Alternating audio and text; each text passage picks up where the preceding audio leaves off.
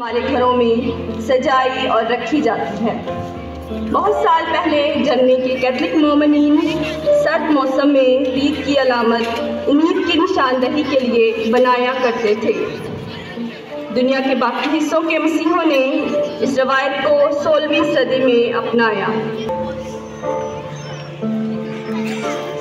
दूसरी मोमबत्ती का रंग भी जामी है, जिसका उन्वान है मोहब्बत।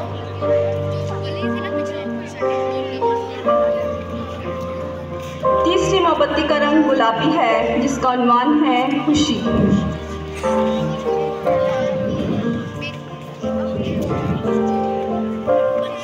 चौथी मोमबत्ती का रंग जामी है, जिसका उन्वान है अमन।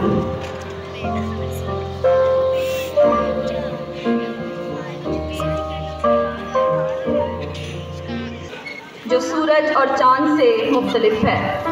बैतलहम का सितारा, जिसने यीशु मसीह की पैदाइश की खुशखबरी दी, इसका जिक्र हमें सिर्फ मुक़द्दस मत्ती की अंजील में मिलता है।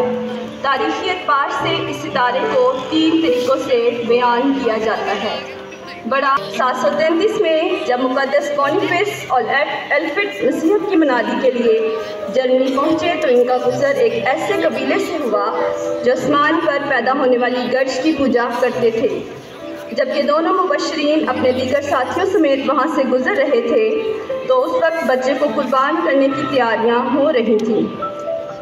शदीद बर्फबारी में लोग बलूत के दरख्त के नीचे जमा थे और उनके लिए ये मुक़द्दस दरख्त था जिसके नीचे ये कुर्बानी चढ़ाना सदाबहार दरख्त ज़ाहिर हो गया।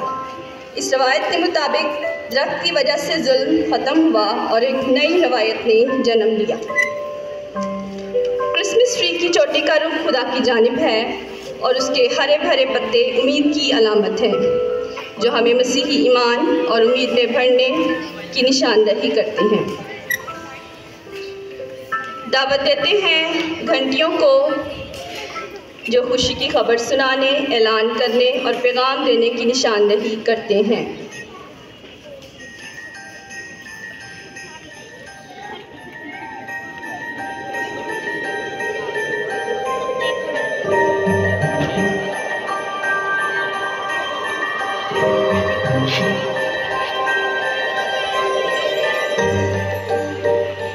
पुराने ज़माने में भेड़ों के गले में घंटियाँ बांधी जाती थी और उसे वापस बुलाने के लिए घंटी का इस्तेमाल किया जाता था।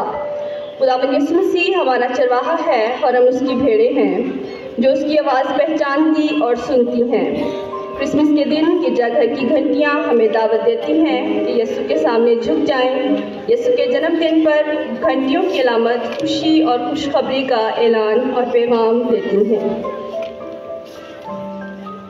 अब हम आपके सामने जिस हस्ती को पेश करना चाहते हैं वो है कासिद क्रिसमस कार्ड। क्रिसमस कार्ड बाकायदगी से कलीसिया के कामों में बढ़ चढ़कर हिस्सा लेता है।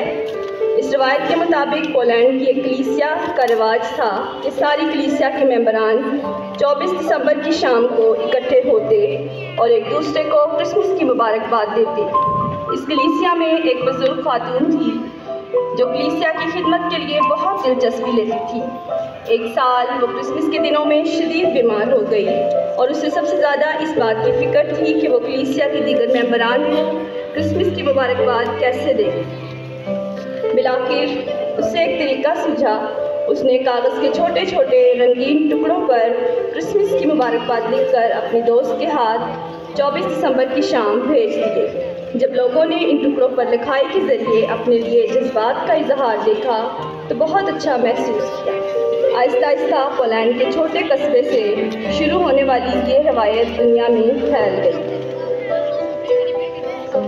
अब दावत देते हैं फल्की और नूरी मखलूक को, जिन्होंने यीशु की पैदाइश पर आसमान पर बड़ी खुशी मनाई। फरिश्ता बशारत देता है जिसका इजहार फरिश्तों ने खुशी, अकीदत और खुदा के नाम को तमजीद देकर कहा। आलमे बाला पर खुदा को जलाल और ज़मीन पर नेक आदमियों के लिए सलामती।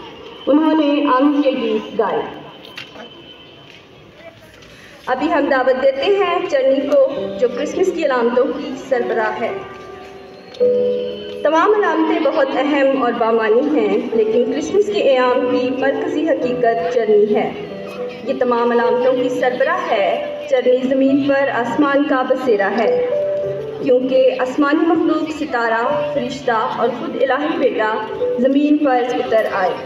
अलूहियत का अरूज हमारी रूहानियत का दर्जा बढ़ा देता है।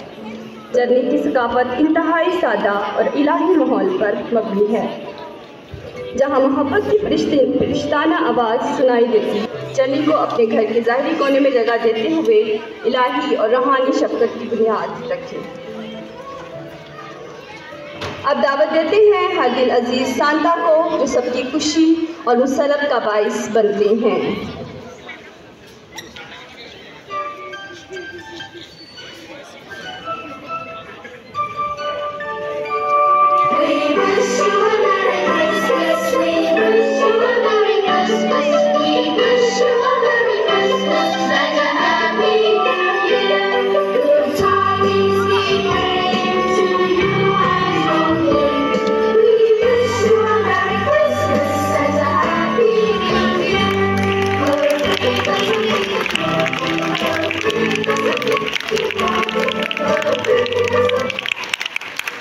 इनके बारे में कहा जाता है कि जब एक सुबह लड़कियों ने अपनी जुराबें सोने के सिक्कों से भरी पाईं, तो उनकी खुशी की कोई इंतहा नहीं थी।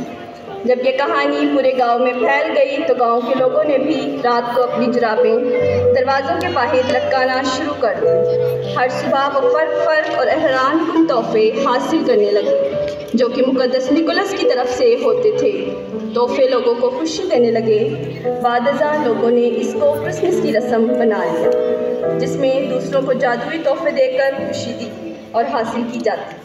ये एक मिसल मशहूर है, कभी भी कोई देने से गरीब नहीं होता। शुक्रिया।